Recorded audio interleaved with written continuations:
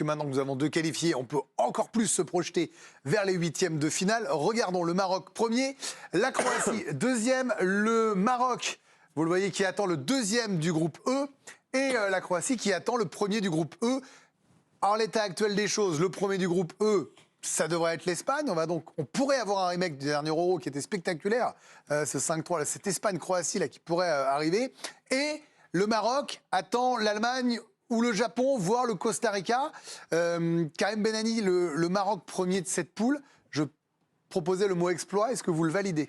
Totalement, bien sûr. Avant cette Coupe du Monde, pas grand monde aurait parié sur déjà une qualif du Maroc et la première place du groupe devant la Croatie et la Belgique. Mais sur ce qu'ils ont montré depuis le début de ce mondial, je ne sais plus qui l'évoquait tout à l'heure sur ce plateau, mais en termes de cohérence, c'est toi, Vikash. La défense centrale, c'est une défense centrale de très haut niveau, avec notamment Naïef Aguerd, qui est un joueur de très haut niveau. On l'a vu en France à Rennes, il est aujourd'hui à West Ham. Par ligne, il y a un très bon gardien qui joue FC Séville, ce qu'on n'a pas toujours eu le Maroc. Lors de la Coupe du Monde en 98, par exemple, le Maroc n'avait pas un très bon gardien, et ça avait d'ailleurs causé l'élimination au premier tour des Marocains. Mais dans chaque ligne, je trouve qu'il y a des joueurs vraiment très très intéressants. On pense à Ziyech, des joueurs qui évoluent dans les plus grands clubs européens, Hakimi au PSG, Mazraoui au Bayern Munich. Très bonne Coupe du Monde d'Hakimi d'ailleurs. Complètement. Oui, il manque peut-être un attaquant de très haut niveau, même s'il marque aujourd'hui. Mais attention à cette équipe marocaine qui a déjà atteint un premier objectif, parce qu'il ne fallait pas se mentir. Sortir des poules, déjà, c'est un exploit pour l'équipe marocaine et pour Walid Regragui, qui a pris la succession de Vahid Halilhodžić. Maintenant, cette équipe va devenir dangereuse parce qu'il y a un tableau qui se dégage.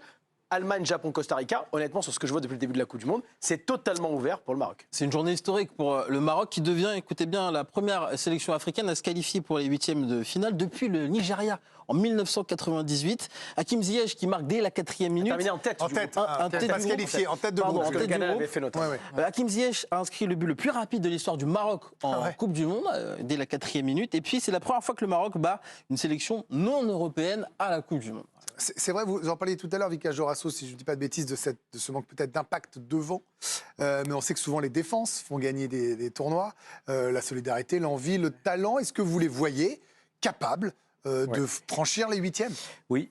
Et après, je les verrai aller encore plus loin. Parce que ils sont dans le tableau de la France avec une possible demi-finale Portugal. Et ils se révèlent à eux-mêmes parce qu'ils jouent tous dans les grands clubs, mais collectivement, faire 0-0 contre la Croatie, puis après battre la Belgique, ça donne la confiance. Et voilà, on se surprend, tiens, on peut les battre et en plus on peut enchaîner. Pas comme l'Arabie Saoudite, par exemple, qui a gagné, mais incapable d'enchaîner. Et moi, j'imagine que c'est une équipe qui se construit. Finalement, est-ce que c'est bien de jouer dans les grands clubs européens quand on ne sait pas jouer collectivement ensemble contre les grandes équipes européennes ? Et là, ils sont en train de prouver que ça peut le faire. Maintenant, 0-0, on se qualifie. 0-0, on va au pénalty, on gagne. Il n'y a plus besoin de marquer des buts pour la Coupe du Monde. Mais Raymond Domenech, il se passe quoi dans la tête d'un groupe comme ça quand inattendu, oui, c'est pas manquer de respect que dire ça, c'est un exploit majeur d'être premier de ce groupe-là. Est-ce qu'on retrouve une force dingue et on se sent capable de tout ? Mais c'est ce que disait Vikash, quand on regarde cette équipe-là, quand on regarde les joueurs où ils jouent, le niveau de beaucoup de joueurs qui jouent. Ils ont une confiance à 100% là ?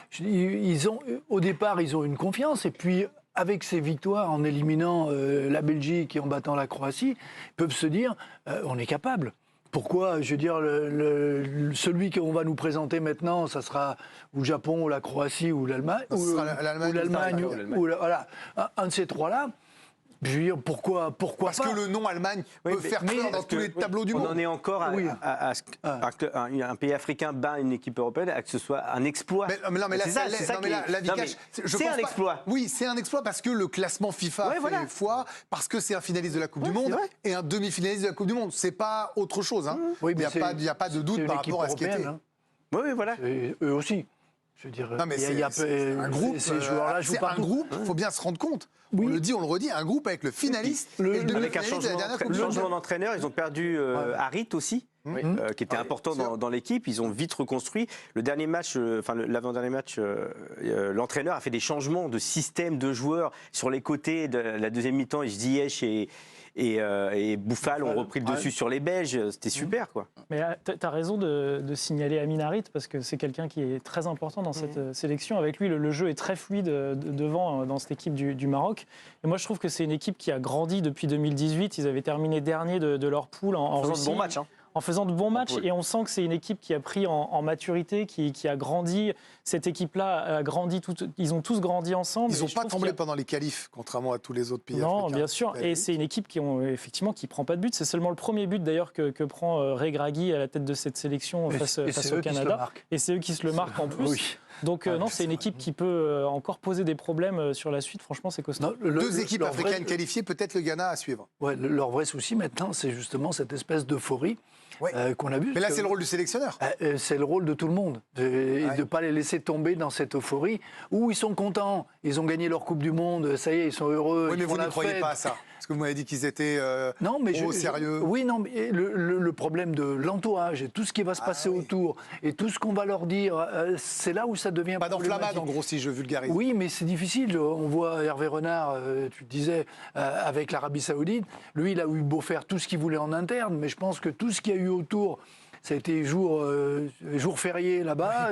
Tout d'un coup, ils Oui, sont mais la vraie devenus... différence, on l'a dit, Raymond, c'est parce que ces joueurs-là sont habitués à jouer de matchs de très très haut niveau. Donc Aussi. de se reconcentrer, de jouer tous les 3 Et jours. de avec les rejouer Coupes tous les d'Europe, 3 tout jours. ça. Donc ils sont habitués à ça. Peut-être qu'ils ont cette maturité nécessaire Oui, maintenant mais pour tu faire sais, abstraction de c'est l'entourage. insidieux. Ce Oui, truc-là tu as raison. est insidieux, ça vient et tu te reposes. Comme sur- Terem Benani dans les jeux, T'as il prend réussi trop quelque confiance chose. et Voilà. il Oui, échoue bah ces alors, derniers alors, temps. je vous annonce que je vais être Non, parce monstrueux. que là, vous Ça avez veut beaucoup échoué. Je tease un peu sur le retour des jeux. Je vais être Ça fait plaisir à Ramon Domenech, en plus, puisque c'est son moment préféré. Oui, c'est le Et moment en où plus, je m'en Ramon, vais. vous aurez votre premier Ah, c'est poker le face. moment où je m'en vais. Non, vous aurez votre premier poker face tout Vous à êtes l'heure. bon au poker, Une déclaration importante, Alicia. Les premiers mots Oui. du sélectionneur marocain qui, on l'imagine, doit être très très fier, très heureux. On a beaucoup souffert aujourd'hui, mais on voulait rentrer dans l'histoire. 2 victoires, 7 points. Je crois qu'aucune nation africaine ne l'avait fait. On est heureux pour le peuple marocain et pour ces joueurs qui le méritent. On va savourer aujourd'hui et on ira plus loin, je l'espère. On s'y attendait aussi à ces scènes de joie de supporters marocains. Des premières images à vous montrer. Elles nous parviennent de Mantes-la-Jolie après la qualification du Maroc. On vous en montrera certainement plein d'autres tout au long de l'émission. Les supporters marocains, certainement très très heureux ce soir. Voilà, alors maintenant, avant de refermer ce chapitre débrief, je vous pose la question. Vous n'avez qu'un mot à dire. Belgique ou Maroc? Qu'est-ce qui vous surprend le plus dans ce groupe? L'élimination de la Belgique ou la première place du Maroc? Karim Benani. La première place du Maroc. Première place du Maroc. Pareil, Maroc. Ramon. Belgique. La Belgique. Julien? Maroc. Et le mot de la fin pour Alicia? Le Maroc. Le Maroc. Voilà, on le rappelle, le Maroc qui termine premier de ce groupe alors que nous on est dans la nuit.